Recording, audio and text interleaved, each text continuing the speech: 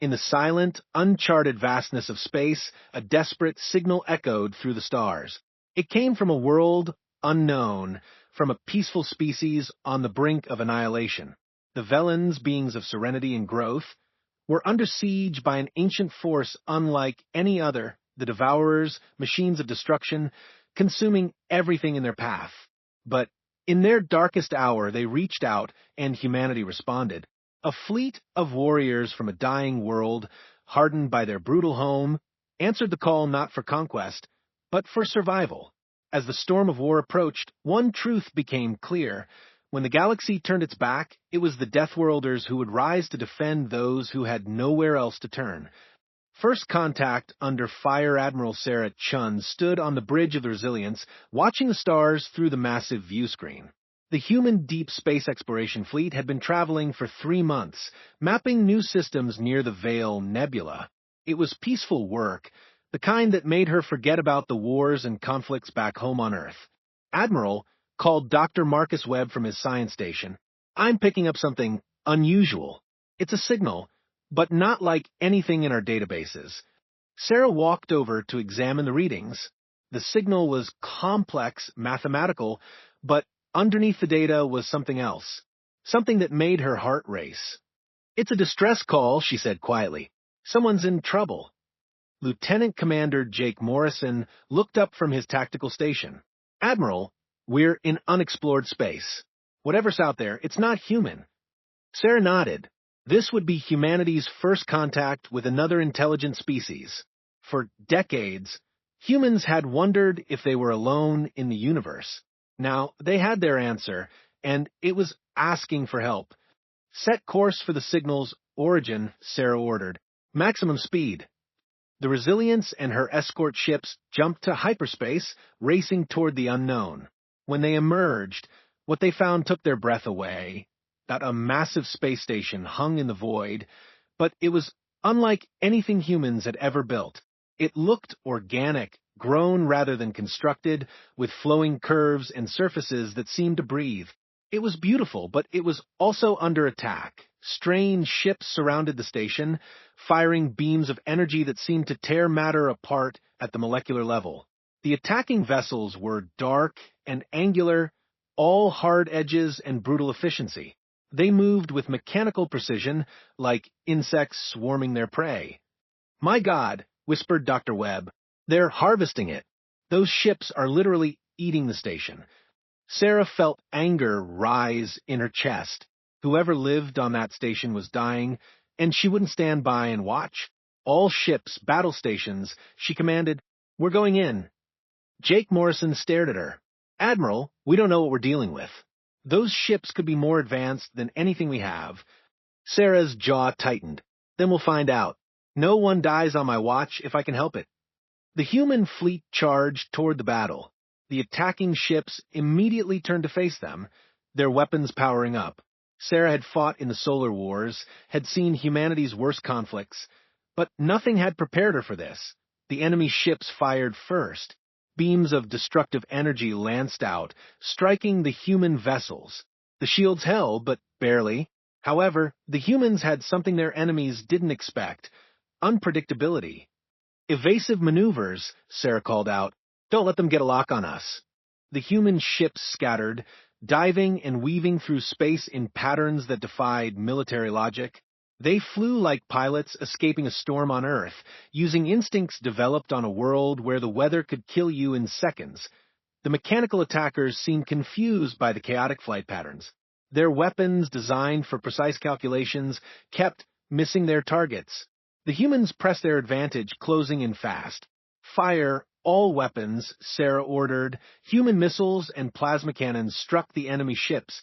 The mechanical vessels were tough, but they had never faced weapons designed by a species that had spent centuries perfecting the art of war.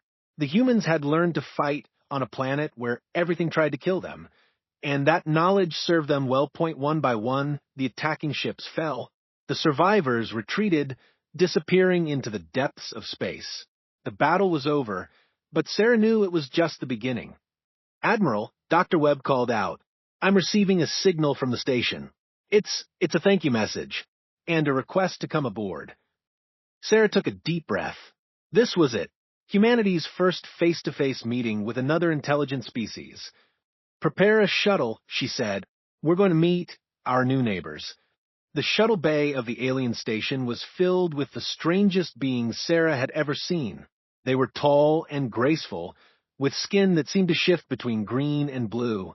Their faces were elongated, with large eyes that sparkled with intelligence. They moved like dancers, every gesture flowing and purposeful point. One of them stepped forward, and when it spoke, its voice was like music. I am Zaraki, it said in perfect English.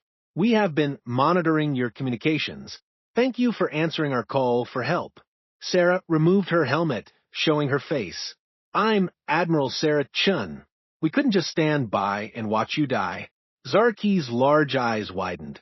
You came to help us, and you didn't even know who we were. Your species, you risk your lives for strangers? That's what we do, Sarah said simply. It's who we are. The aliens exchanged glances, communicating in rapid musical tones. Finally, Zaraki turned back to Sarah. We are the Velans, she said. We are a peaceful people. We explore, we study, we create. We have never encountered a species like yours. Elder Thane, the leader of the research station, approached them. He was older than the others, his skin more blue than green, and his eyes held ancient wisdom. Admiral Chun, he said, his voice carrying the weight of years.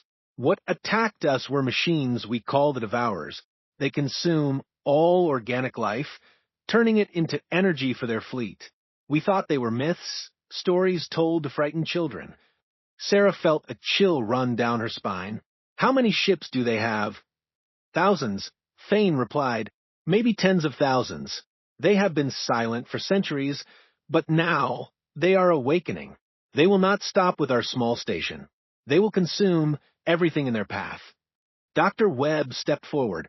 Do you have any data on their technology, their weaknesses? Zaraki led them to a massive computer core. We have studied them for as long as we can remember. They are ancient, older than any known civilization. They think in pure logic, making calculations that span centuries. They are patient, methodical, and utterly without mercy. Sarah studied the data flowing across the screens. The Devourers were indeed massive, their ships numbering in the thousands. But she had seen something during the battle that gave her hope. They're predictable, she said. Their movements, their tactics, they're all based on logic and calculation. But humans, we don't always think logically. Elder Thane looked puzzled. What do you mean? We come from a world that tried to kill us every day, Sarah explained.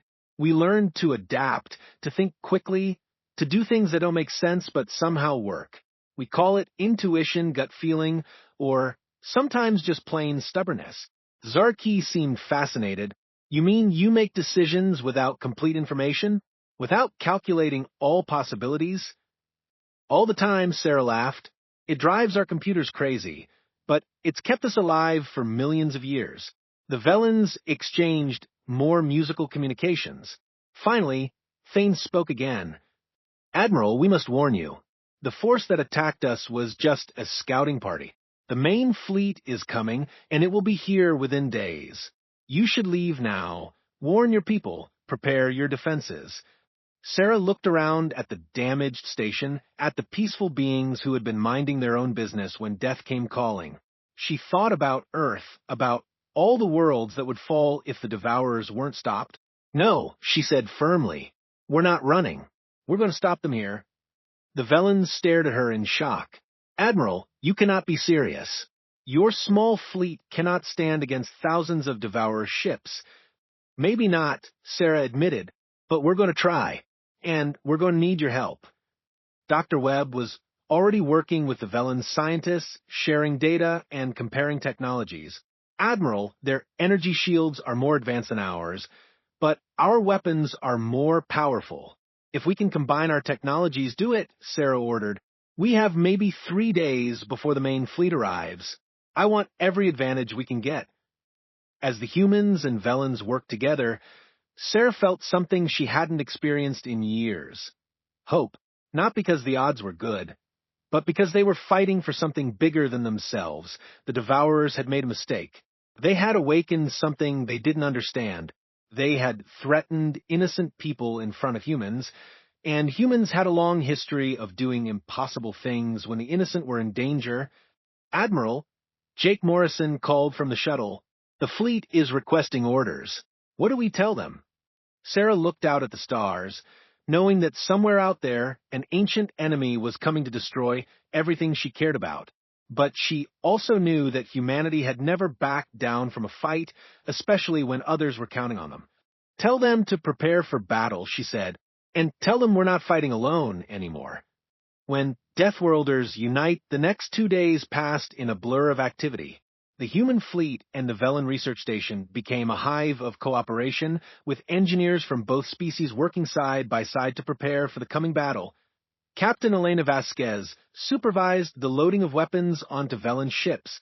The peaceful aliens had never designed their vessels for combat, but they were learning fast.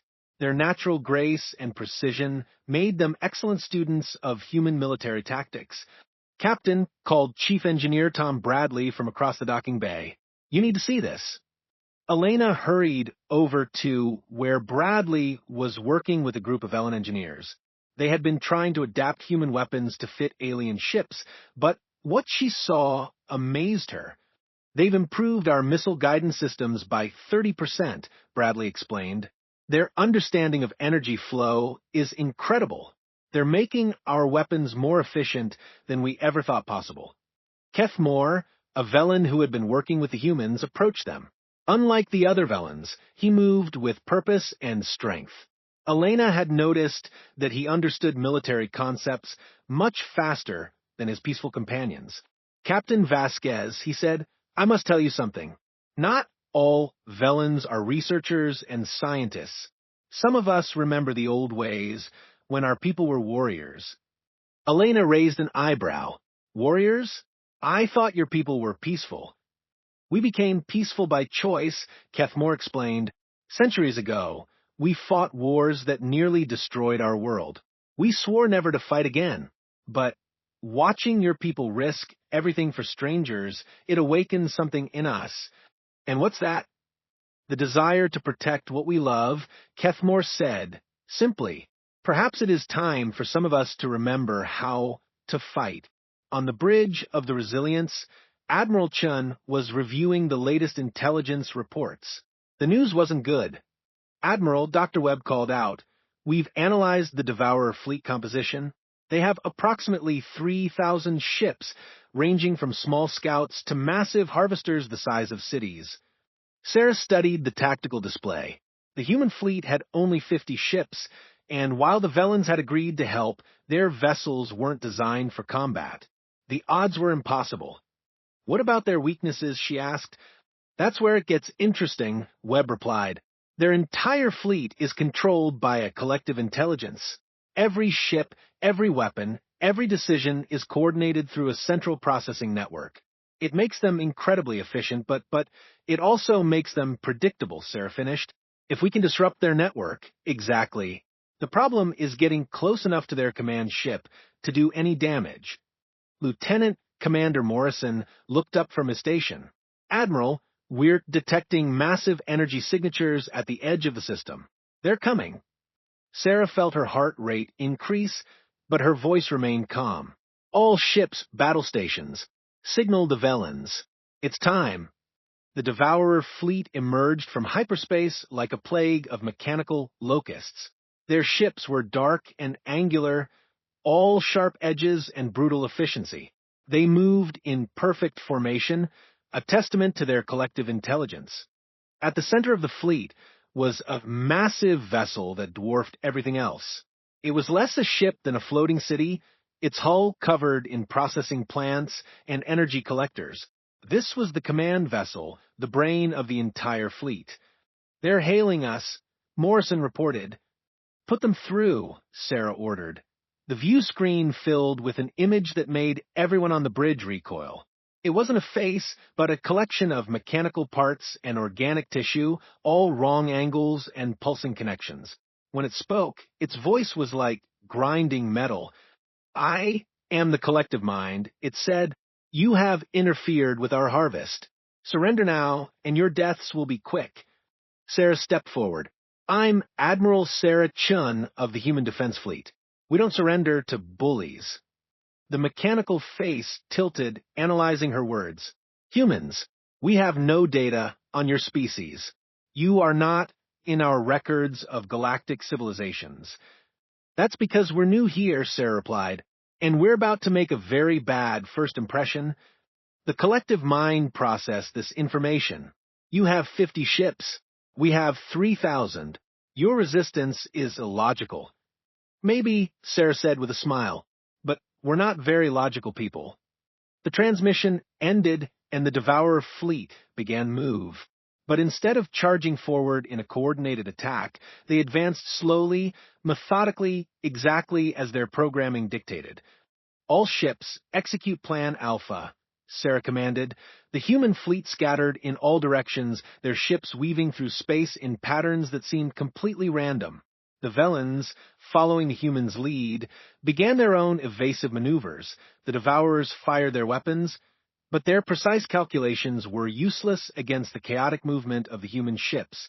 Beams of destructive energy lanced through empty space, missing their targets by wide margins. "They can't adapt to our flight patterns," Morrison observed.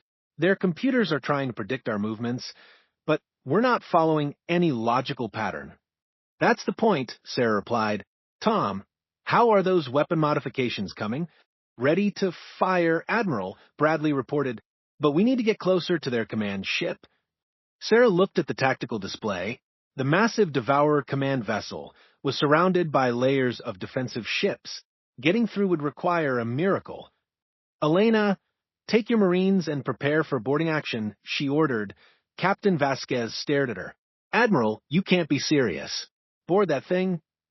"It's the only way to disrupt their network," Sarah explained. "If we can get inside their command ship and plant explosives in their central processing core, it's suicide," Vasquez said bluntly. "Maybe," Sarah agreed, "but it's our only chance." On the Velen research station, Elder Thane was watching the battle with growing amazement. The humans were outnumbered 60-1, but they were fighting with a ferocity and determination he had never seen before. "Zaraki," he called to his colleague, "are you seeing this?" The younger Velen was monitoring the human communications. "They're not just fighting for themselves," she said in wonder. "They're fighting for us, for people they met 2 days ago." "And they're winning," Thane observed. "Somehow, impossibly, they're winning." The human ships had destroyed over 100 Devourer vessels while losing only a handful of their own. But the real battle was just beginning. "Admiral," Morrison reported, "the Devourer fleet is adapting. They're changing their tactics." Sarah could see it on the tactical display. The mechanical ships were beginning to move in more random patterns, trying to mimic the human flight paths.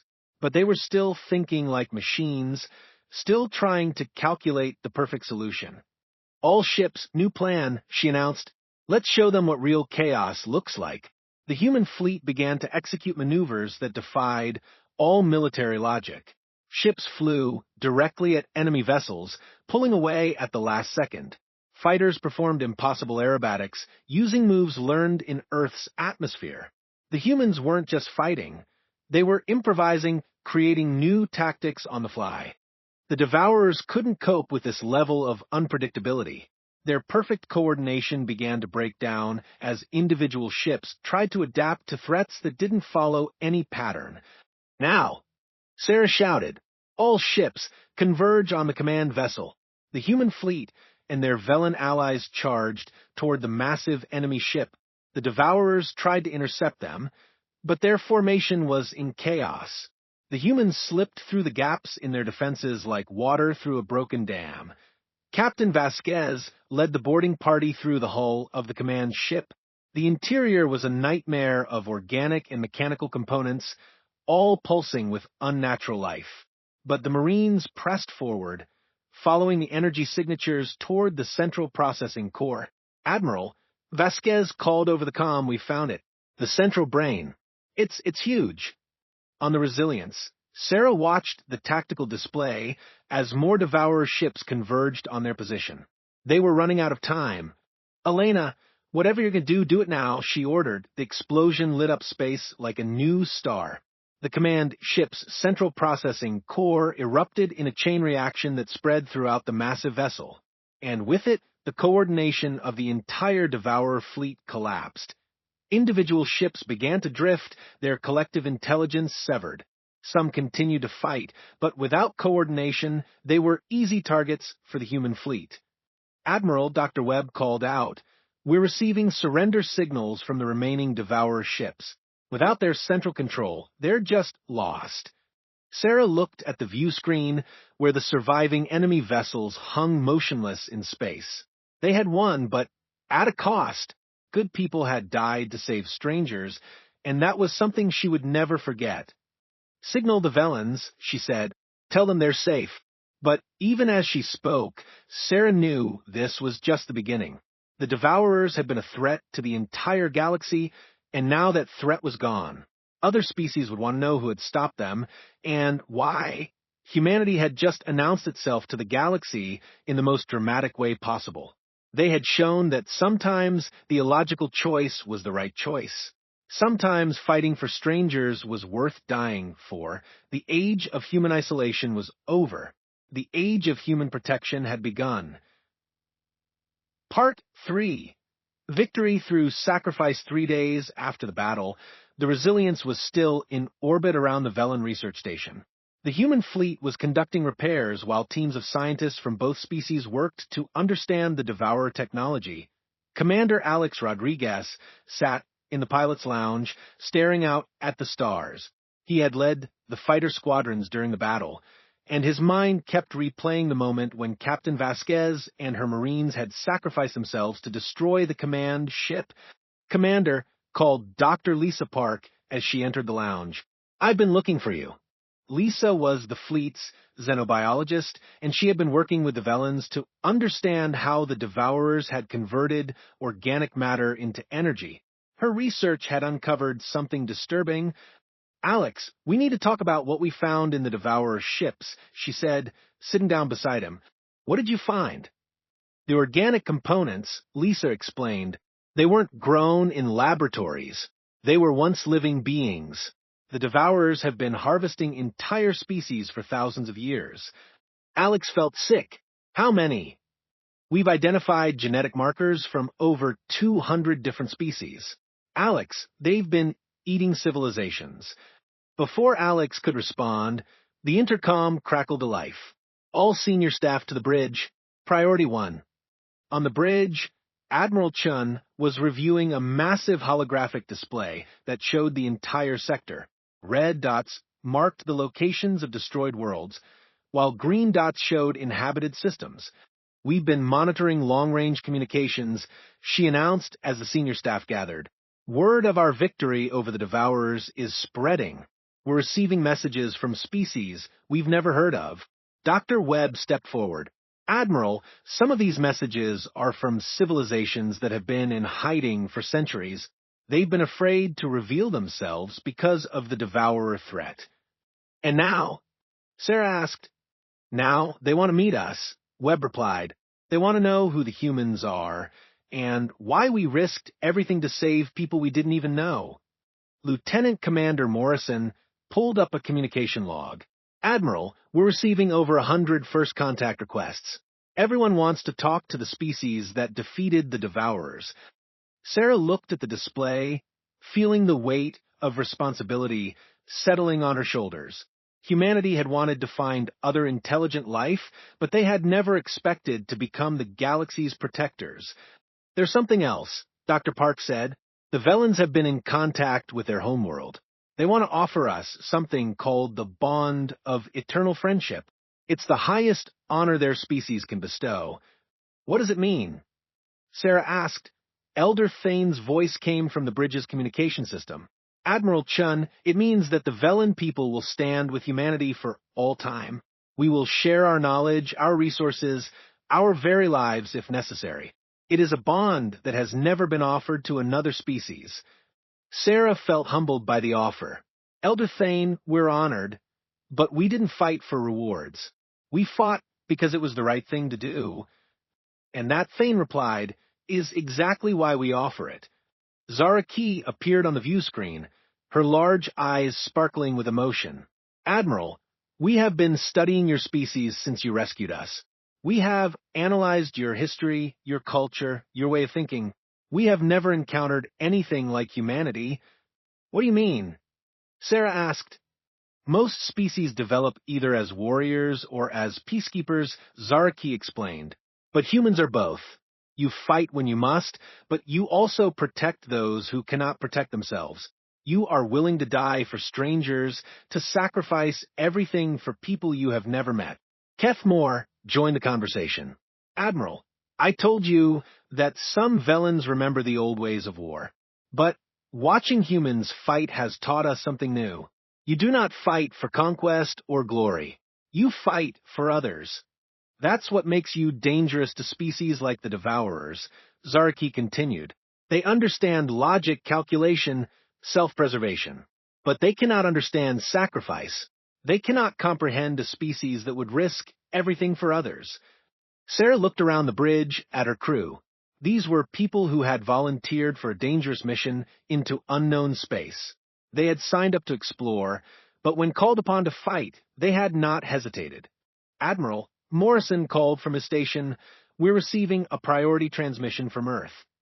The view screen changed to show President Martinez, the leader of the United Earth Government. Her face was grave but proud. "Admiral Chun, the entire world is watching. Your actions have not only saved an alien species, but they have announced humanity's presence to the galaxy. The question now is, what do we do next?" Sarah had been thinking about this question for days. "Madam President, we've learned that the galaxy is full of peaceful species that have been living in fear. They need protection, and apparently we're the only ones capable of providing it. Are you recommending that we become some kind of galactic police force?" Martinez asked. "No, ma'am. I'm recommending that we become what we've always been, the people who help when others are in trouble." The president nodded slowly. "Admiral, I'm authorizing the expansion of the Deep Space Fleet.